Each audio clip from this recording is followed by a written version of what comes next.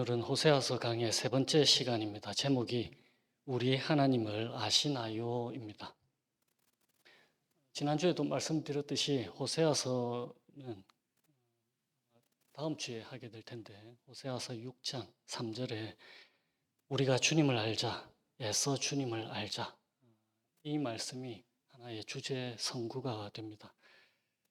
어떤 하나님이시냐면 하나님은 공의로우신 분이셔서 이스라엘의 죄를 반드시 벌하십니다. 그렇지만 하나님의 궁극적인 목표는 그 백성을 치유하시고 구원하시는 것이다.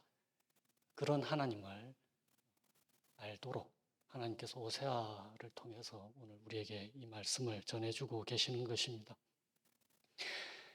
그러니까 오늘은 말씀을 들으실 때에 내가 정말 하나님을 잘 아는지, 그리고 나는 누구의 말에 귀를 기울이는지 점검하시고 다시금 우리의 시선을 하나님께로 고정할 수 있게 되시기를 기원합니다. 4장 1절 하반절에 보면은 성경을 찾아 놓으시면 좋겠습니다. 나눠드린 그 슬라이드를 보시면서요. 4장 1절 하반절에 보시면은 이 땅에는 진실도 없고 사랑도 없고 하나님을 아는 지식도 없다. 이렇게 되어 있잖아요. 하나님이 어떤 분이십니까? 여기에서 그 땅에는 하나님의 신적 성품이 잘 드러나지 않는다라고 말씀하시면서 이 땅에는 진실도 없고 사랑도 없다. 그러니까 하나님을 아는 지식이 없기 때문에 하나님의 성품인, 신적 성품인 진실도 없고 사랑도 없다라고 되어 있다. 무슨 뜻이냐면 신실하다 이런 뜻입니다. faithful하다는 것. 그리고 여기에서 사랑도 없다 해서 그 사랑은 혹시 여러분들 많이 들어보셨겠지만 헤세드라고 하는 것입니다. 히브리어로요. 그러니까 이 헤세드라고 하는 것은 변함없는 사랑. 그러니까 영어로 번역될 때는 steadfast love라고 합니다. 그러니까 변함없는 사랑. 우리가 His love endures forever 하는 그 찬양의 그 love, 그게 바로 헤세드입니다. 그러니까 인자하심. 한글 성경에 번역되어 있는 역대하 5장 말씀에서는 인자하심으로 번역되어 있습니다.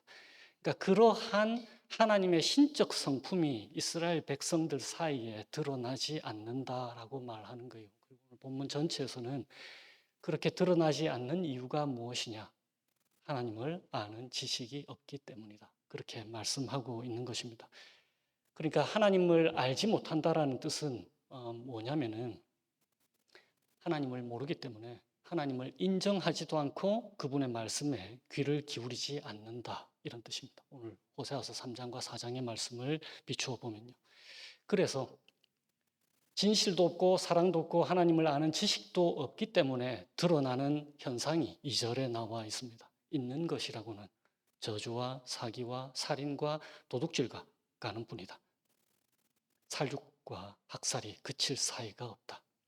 그리고는 4장 11절부터 그들의 죄를 또다시 자세히 말씀하세요. 그들은 죄짓기를 사랑합니다. 하나님을 버리고 실체도 없는 헛된 신들을 섬기고 있습니다. 그리고 음행하는 일에 정신을 빼앗기고 술에 취해서 정신을 차리지 못합니다. 미신을 따르고 점을 치고 음행을 하고 간음을 하고 하나님의 말씀에 귀를 닫고 있는 거예요. 그리고는 우상들과 한패가 되었다. 여기서 에브라임 우상들과 한패가 되었다라는 말은 에브라임은 이스라엘에서 가장 강대한 지파란 말이에요. 그래서 에브라임 하면은 이스라엘 전체를 생각하시면 됩니다. 그러니까 이스라엘 전체가 우상들과 한패가 되었다라고 말씀하시는 거예요. 다시 말하면은 하나님을 떠나서는 인간이 할 수 있는 것은 죄밖에 없는 것입니다. 그래서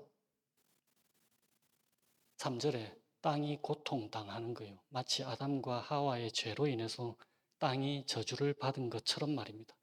3절에 이렇게 되어 있습니다. 그렇기 때문에 땅은 탄식하고 4장 3절입니다.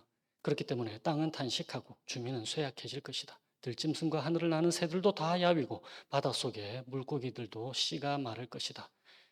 그리고 4장 6절을 보십시오. 내 백성이 나를 알지 못하여 망한다 라고 기록되어 있는 거예요.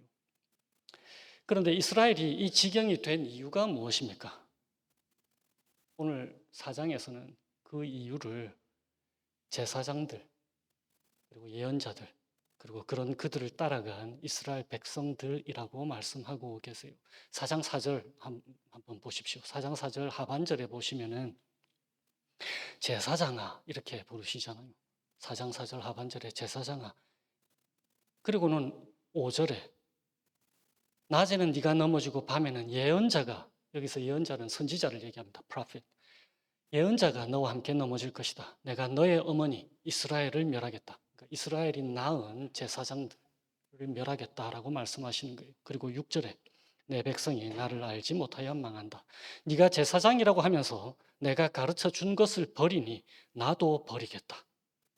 나도 너를 버리겠다. 네 하나님의 율법을 네가 마음에 두지 않으니 나도 네 아들 딸들을 마음에 두지 않겠다. 7절에 제사장이 많아지면 많아질수록 나에게 짓는 죄도 더 많아지니. 그리고 8절에 그들은 내 백성이 바치는 속죄 제물을 먹으면서 살고 내 백성이 죄를 더 짓기를 바라고 있다. 죄를 더 지을수록 속죄 제물을 제사장들에게 더 많이 가져올 테니까. 제사장들이 원하는 것은 백성들이 죄를 더 짓는 것을 원하는 거예요. 그래서 9절에 그러므로 백성이나 제사장이 똑같이 심판을 받을 것이다. 오늘 교동문에도 읽었듯이 요한복음 15장에 예수님도 하나님의 계명을 지킨다라고 되어 있잖아요. 그러니까 율법은 좋은 것이고 선한 거예요. 우리가 늘 경계하는 것은 뭐냐면 율법주의를 경계하는 것입니다. 율법은 하나님이 주신 것이고, 그래서 율법을 들여다보면 하나님이 어떤 분이신지를 우리는 알게 되는 거예요. 그러니까 하나님의 율법을 마음에 두지 않는다라고 오늘 본문에 기록되어 있는 것은 어떤 뜻이냐면 하나님을 마음에 두지 않는다라는 뜻입니다. 그래서 하나님도 이스라엘 백성들의 자녀들을 마음에 두지 않겠다라고 말씀하시는 거예요. 이 말씀 후에 얼마 못 가서 북이스라엘은 아시리아의 침공에 멸망당해서 포로로 끌려가게 되었습니다. 본문에 나타난 제사장들의 잘못, 예언자들의 잘못, 혹은 선지자들의 잘못, 그리고 백성들의 잘못이 무엇입니까?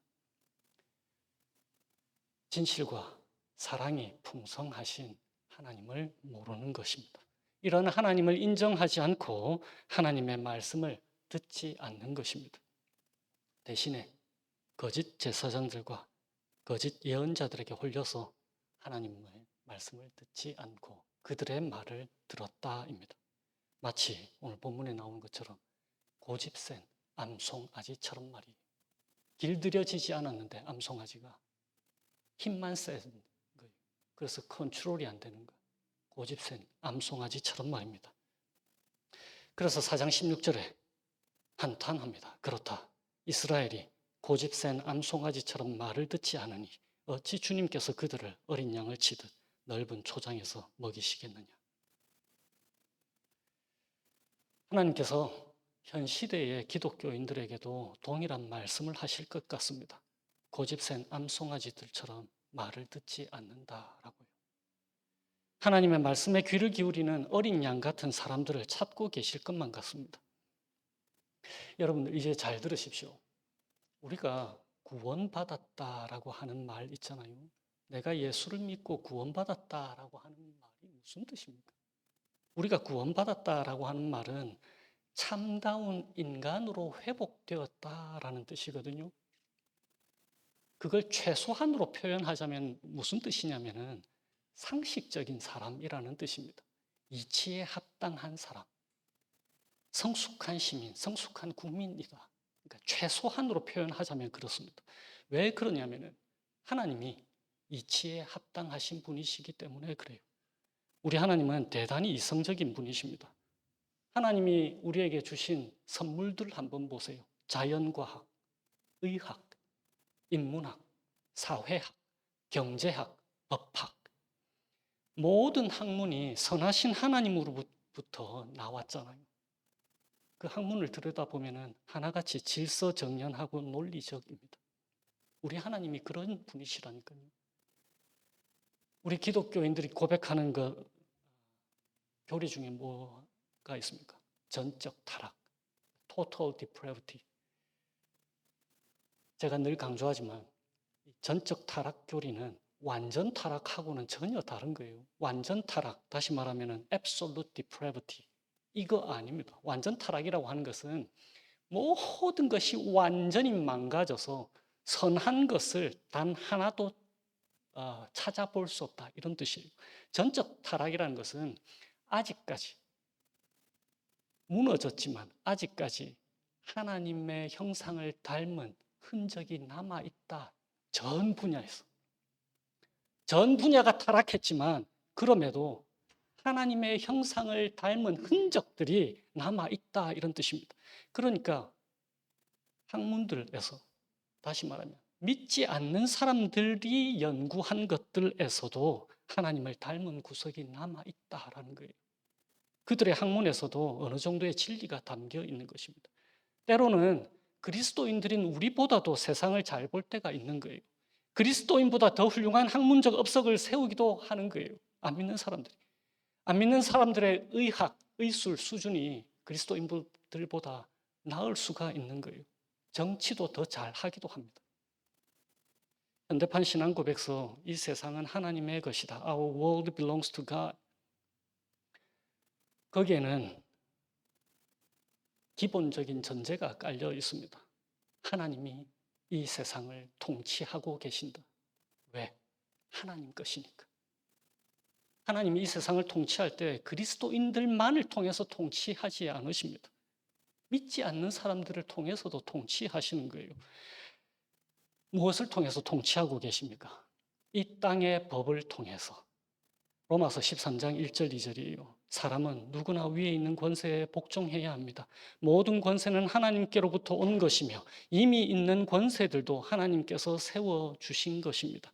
그러므로 권세를 거역하는 사람은 하나님의 명을 거역하는 것이요, 거역하는 사람은 심판을 받게 될 것입니다. 사도 바울이 이 말을 언제 했습니까? 이스라엘이 로마 지하에 있을 때. 그러니까 이 땅의 법을 따르지 않는 것은 하나님을 무시하고 대적하는 것이란 말이에요. 우리는 어디까지 이 땅의 법을 따라야 합니까? 하나님을 대적하지 않는 한까지. 하나님을 부인하라, 예수를 믿지 마라, 살인하라, 그런 법을 따르지 않는 거예요. 왜? 궁극적 통치자가 하나님이시니까. 지난 넉 달 동안 하나님은 우리 그리스도인들의 실체를 드러내셨습니다. 우리 그리스도인들이 얼마나 하나님을 알지 못하는지 그 실체를 말입니다. 기독교인들이 헌법을 유린한 대통령을 옹호하고 그리고 극단적 주장을 하는 목사들을 조아라 하면서 따라다닌 거예요. 전광훈 씨는, 여러분들 잘 들으세요. 전광훈 씨는 수년 전에 이런 말을 했습니다. 하나님 꼼짝마. 하나님 까불면 나한테 죽어. 그런 말을 한 사람을 목사라고 하면서 조아라 따라다닌 사람들이 우리 한국 기독교인들의 수준인 거예요. 나라를 혼란에 빠뜨린 주체가 우리 그리스도인들이었습니다. 우리 수준이 이 정도밖에 안 되는 거예요.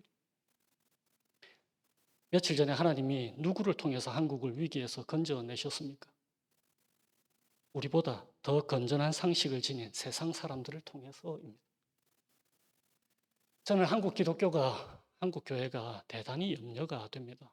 제가 한 가지 예를 한번 들어볼게요. 저는 지금 제가 이미 그리스도인인 것이 얼마나 다행인지 모르겠습니다. 상상을 해봤어요.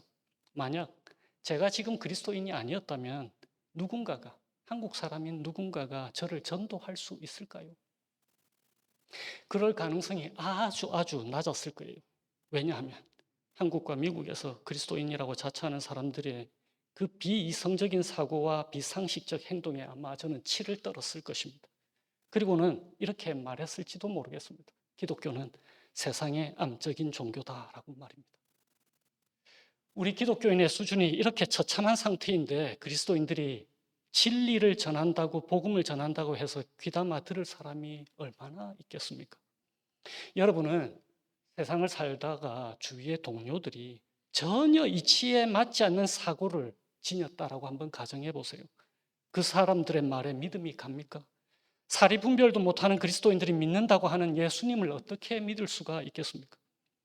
다음 세대의 어린이들과 젊은이들이 이런 비이성적 공동체를 조화라 할까요? 교회가 현재 위기에 처한 이유는 차별금지법 때문이 절대로 아닙니다. 우리 그리스도인들이 하나님을 알지 못하기 때문이에요. 교회 역사를 한번 보십시오. 언제 세상의 핍박에 교회가 무너진 적이 있었는지를 말입니다. 차별금지법 때문에 교회가 위험에 빠진 것 전혀 아닙니다. 교회가 무너지는 것은 내부가 타락했기 때문에 그런 거예요.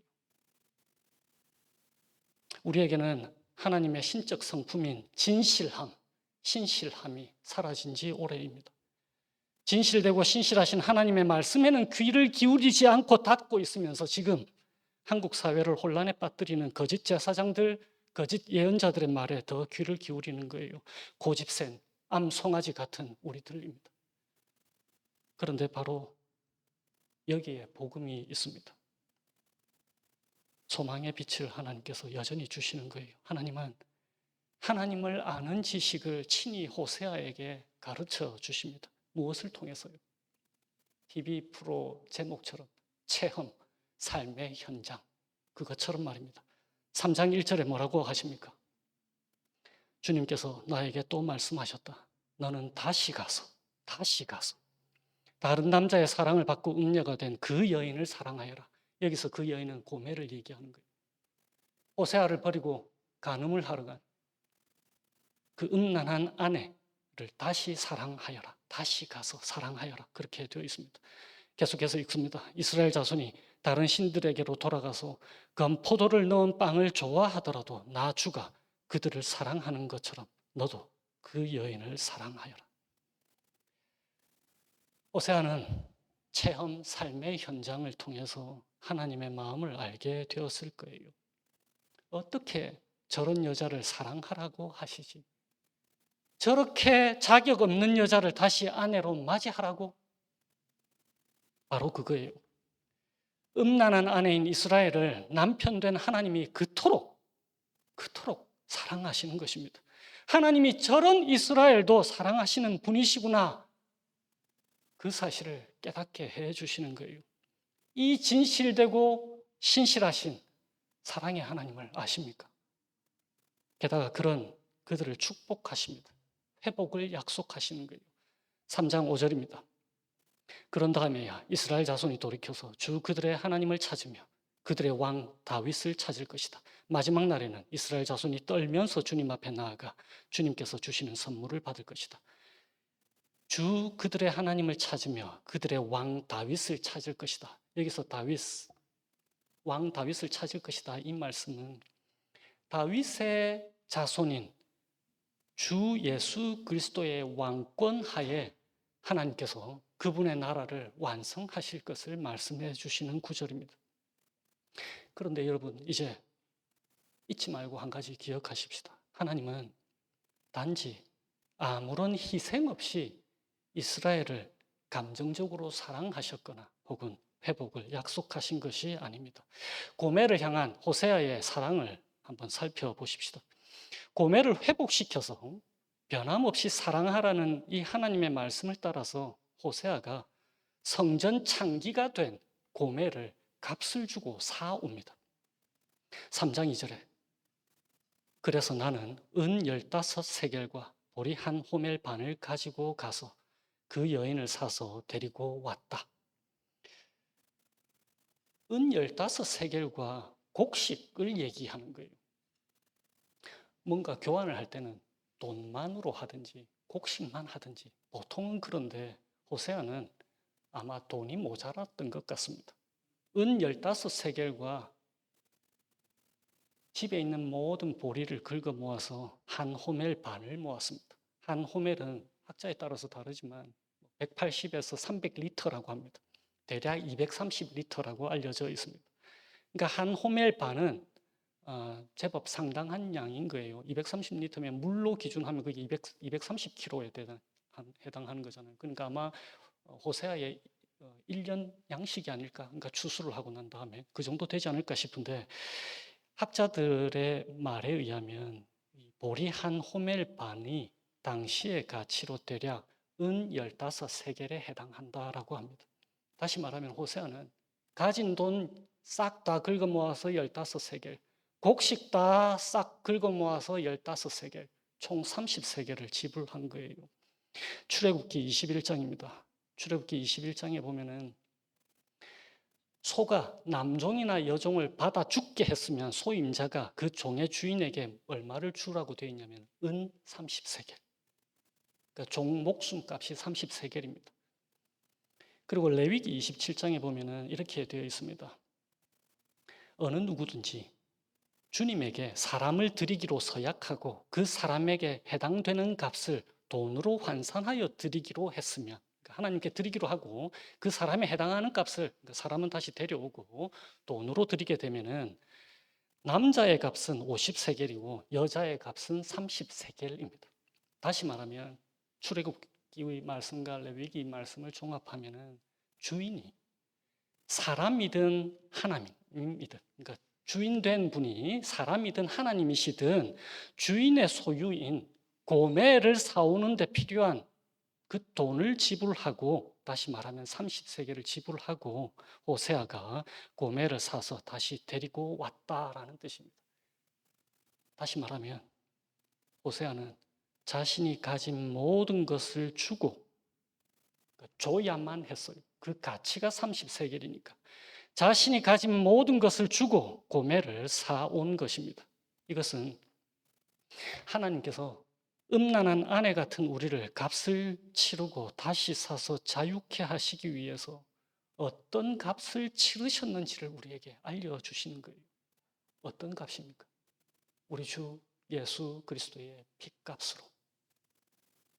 호세아가 가진 것 모두를 끌어모아서 은 30세겔에 해당하는 값을 주고 고멜을 샀듯이 예수님께서는 가지신 모든 것, 곧 자신의 목숨을 내어주시고 우리를 죄의 노예 시장에서 사오신 거예요. 은 30세겔과는 비교할 수 없는 값을 주셨단 말입니다. 이 하나님을 아십니까? 거짓 제사장과 거짓 예언자들 때문에 하나님을 버리고 떠난 이스라엘 같은 우리를 하나님께서 동일하게 여전히 사랑하신다고 우리에게 러브레터를 보내고 계시는 거예요. 그뿐만이 아닙니다. 이제 우리는 잘못된 길로 계속 갈 수 없는 사람들이 되었습니다.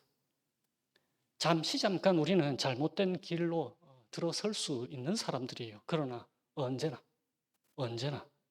바른 길로 다시 돌아갈 수 있도록 하나님께서 우리를 이끌어 주고 계십니다. 누가? 어떻게 해요? 참 제사장과 참 예언자, 선지자 되시는 우리 주 예수 그리스도께서 하나님의 말씀과 성령을 통하여서 참된 길로 우리를 인도해 주고 계시거든요.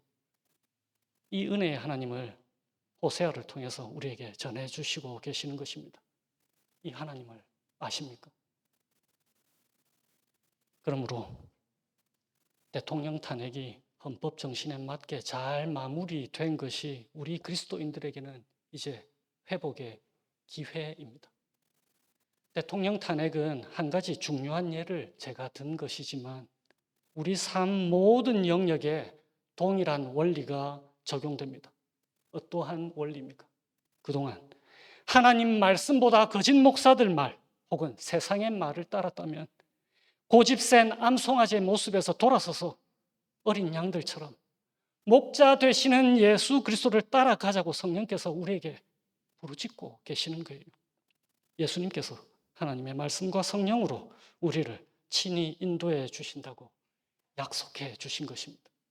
이 주님의 은혜 안에 한 주를 살아가실 때에 세상에 널리 퍼져 있는 거짓 제사장들과 예언자들을 멀리하고 참 제사장이요 참 선지자 예언자 되시는 예수 그리스도의 참된 가르침으로 주님과 동행하시는 삶 살아가시게 되시기를 주님의 이름으로 축원드립니다. 기도하시겠습니다. 하나님 아버지, 사람을 보고 세상을 볼 때 참으로 절망스럽고 또 낙심되기도 합니다. 그러나 주님, 다시금 예수 그리스도를 통한 하나님의 복음의 저희들의 시선을 고정케 하여 주세요. 이러한 상황 속에서도 저희를 변함없이 진실되게 사랑하시는 그 하나님의 역사하심을 믿음으로 보게 하시고, 그래서 저희들이 오직 주님께만 믿음과 소망 둘 수 있도록 인도해 주시기를 예수님의 이름으로 기도합니다.